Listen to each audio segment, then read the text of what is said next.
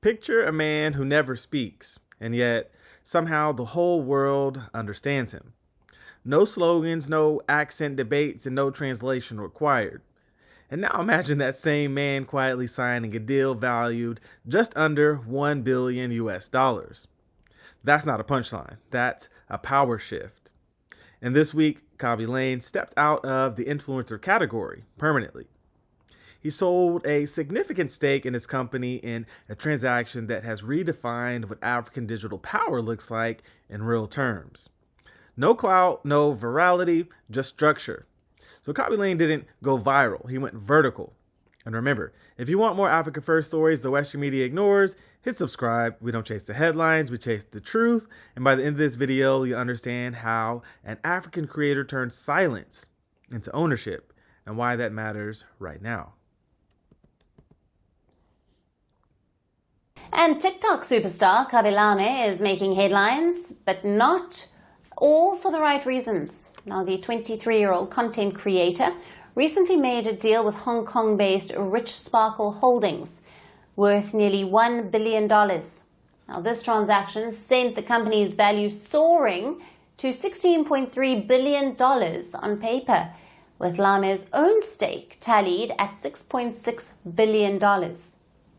Company filings show that on the 9th of January, Rich Sparkle announced that it would buy Khaby Lame's company, Step Distinctive Limited, in a share-based deal valued at $975 million. The company said that the deal would create a complete business system to manage and sell Khaby Lame's brand globally. Now, under the agreement, Khaby Lame would become a major shareholder, and the company even spoke about creating a digital AI version of him. However, due to limited disclosure rules for foreign companies, it remains unclear whether he sold any shares. Now, the stock reacted with explosive growth, surging over 650% to a high of $180.64 per share on the 15th of January. Now, this spiked Lame's stake to an impressive $6.6 billion. But the boom didn't last. Within weeks, just as experts had warned, Rich Sparkle's stock went into freefall, plunging 77% from its peak and dropping to around $41 a share. And with that crash, so did Khaby Lame's paper fortune. Now, Forbes puts his net worth at about $3 billion, which is still impressive, but a far cry from the billionaire status headlines once suggested. Now, experts say that the stock's sharp rise and sudden fall is a warning sign for investors.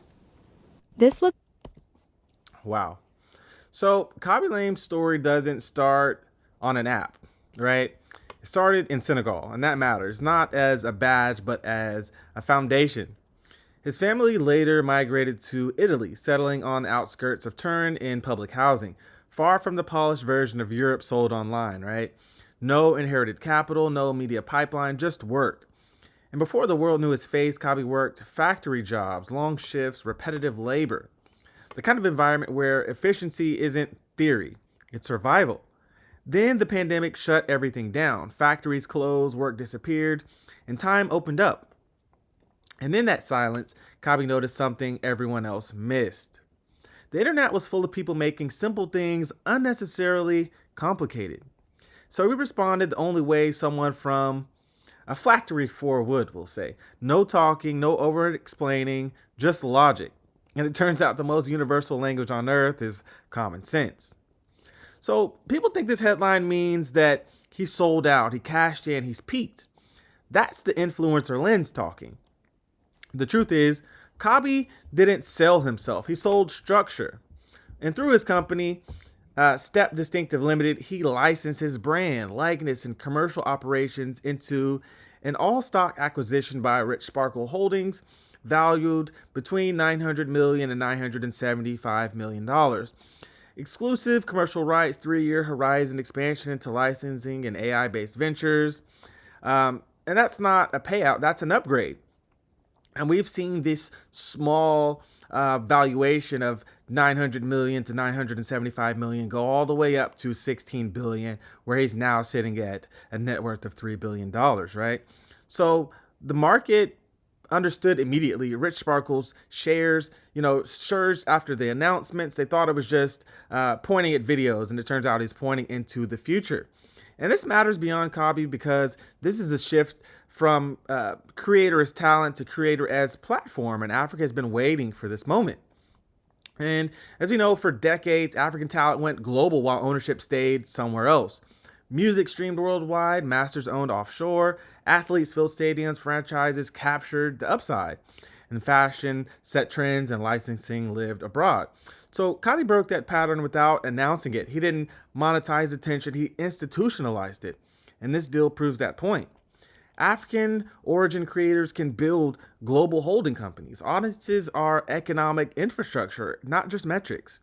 Influence can become equity and not dependency. And notice what didn't happen. No charity framing, no diversity panels, no permission seeking. They laughed at his silence and then audited the valuation. So this isn't just good for Khaby.